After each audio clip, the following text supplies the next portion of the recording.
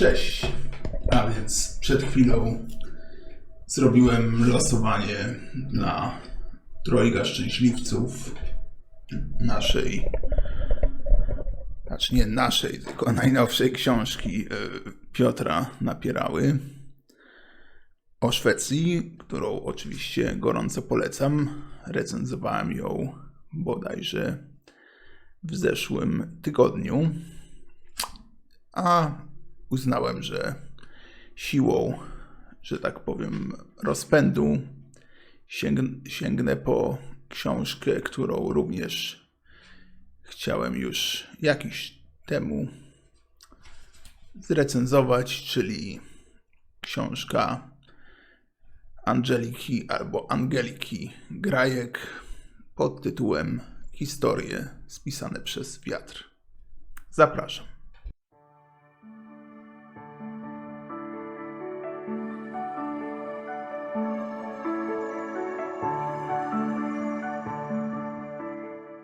No więc zacznijmy od tego, o czym ta książka jest, kim jest autorka. Autorka jest dość młoda, pracuje chyba w obecnej chwili na Majorce, chociaż mogło się to zmienić, bo jest to informacja ze skrzydełka książki.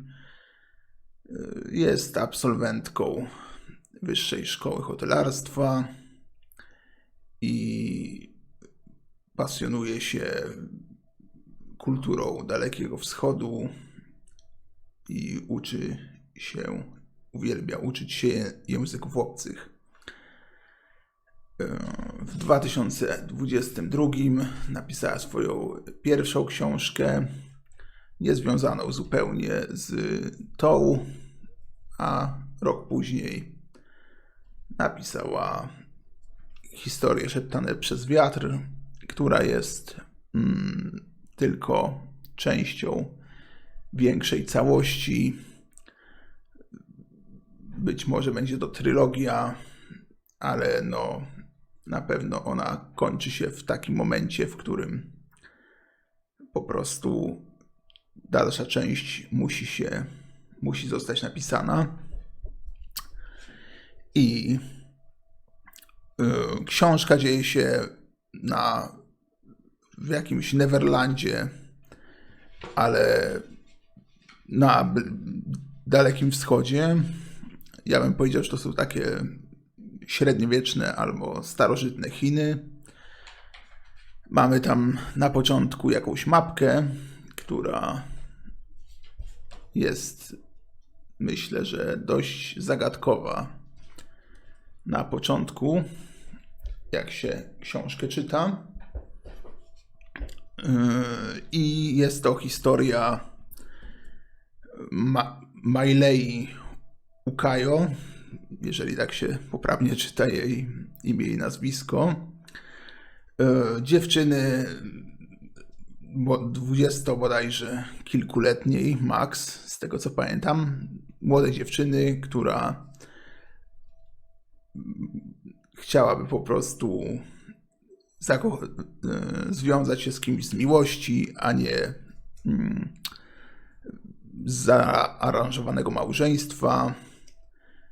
Mieszka w swojej wiosce, czy tam małym miasteczku. I myślę, że nie będzie to żadnym spoilerem, jeśli powiem, że pierwsze, powiedzmy, 20% książki to miałem wrażenie, że gdzieś tą historię słyszałem, a jeśli wy czytaliście, nie czytaliście, bardziej pewnie wszyscy praktycznie oglądali historię Mulan, to zobaczycie jakąś taką szokującą kalkę, ale do tego przejdziemy dalej, już w części trzeciej, kiedy będę to wszystko podsumowywał. No ale możecie sobie wyrobić opinię, o czym początkowo wydaje się, że jest ta książka.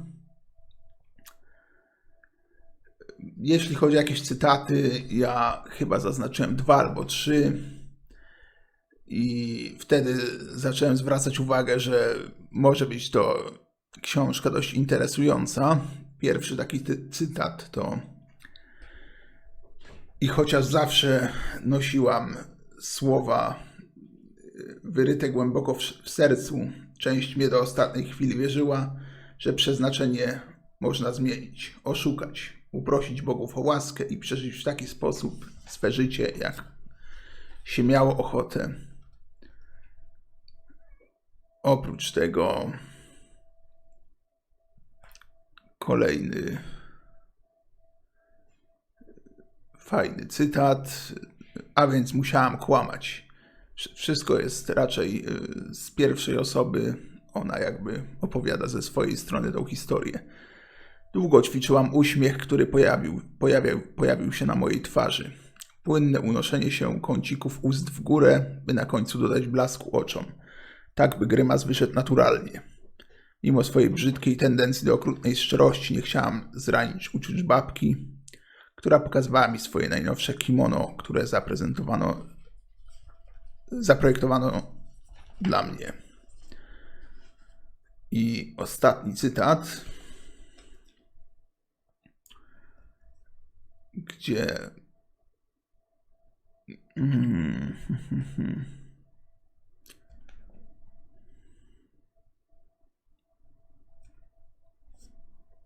ostatni cytat tutaj widzę, że rozmawia z przyjaciółką i historia o tym właśnie, że została zaręczona do syna generała, ale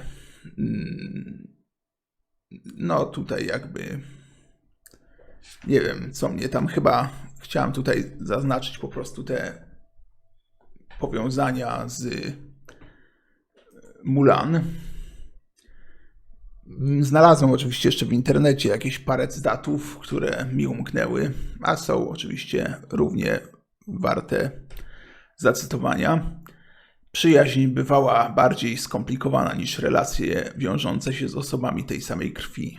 Sama krew zobowiązywała do pewnych rzeczy, nieuzasadnionej miłości i podporządkowania, podczas gdy na przyjaźń trzeba było sobie zasłużyć, szanować ją, pielęgnować i dbać o nią. Przyjaźń była darem, a więzi krwi obowiązkiem.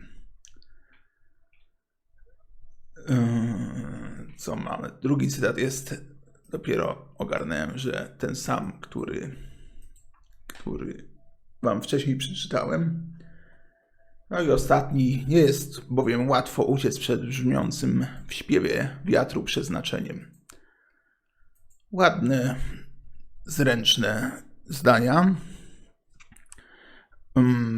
To, co mi się bardzo spodobało i jakby, bo książka, tak jak mówię, dość szybko porzuca te tory znane z Mulan i nagle okazuje się, że autorka tak jakby się bawi nami i naszymi tutaj oczekiwaniami.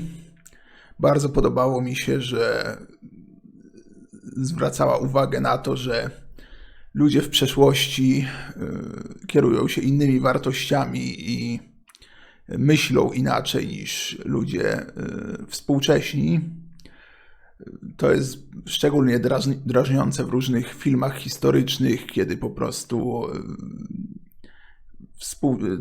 jacyś tam ludzie z właśnie, nie wiem, ze średniowiecza czy z czasów wcześniejszych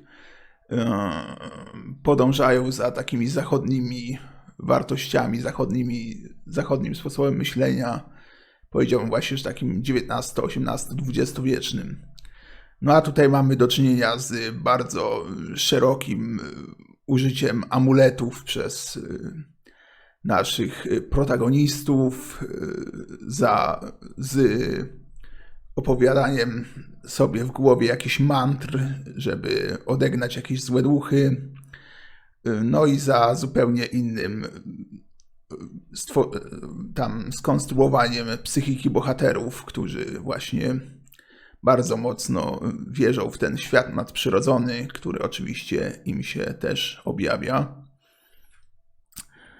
No ale żeby nie było tak słodko, to gdzieś tam w dalszej części książki zacząłem zwracać uwagę, że autorka czasem stosuje po prostu podobne zbitki słowne. Ciężko było mi podać na ten moment przykład, no ale chodzi o to po prostu, że jest to też często w książkach Mroza i chyba świadczy o tym, że być może niektóre części książki były pisane na szybko, że u Mroza ta Chyłka i ten drugi koleżka często po prostu cały czas mówią podobnie i rzucają jakieś takie swoje powiedzonka i to widać. W pewnym momencie też już jakby wokół naszej głównej bohaterki zaczyna się dość sporo rzeczy kręcić dosłownie. No i to też już tak jakby nam bardzo wytrąca tą opowieść z jakiegoś tam, nie mówię, że z realizmu, ale z jakiegoś pogłębionego psychologizmu, żeby po prostu te postaci były jakoś tam, miały jakieś tam inne motywacje niż tylko dbanie o naszą główną bohaterkę.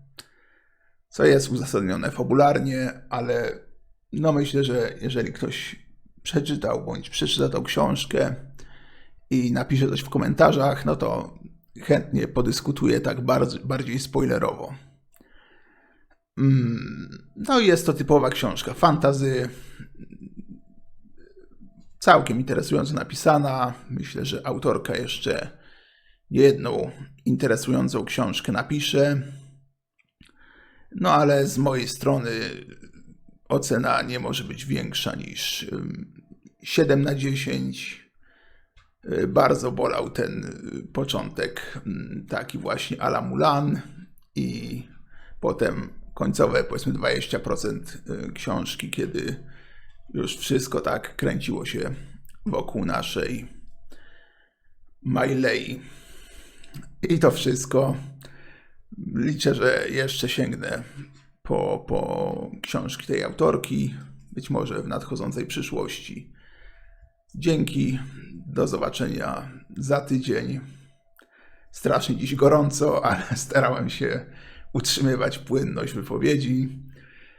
No i do zobaczenia. Zapraszam oczywiście do subskrypcji, lajkowania, komentowania. Cześć!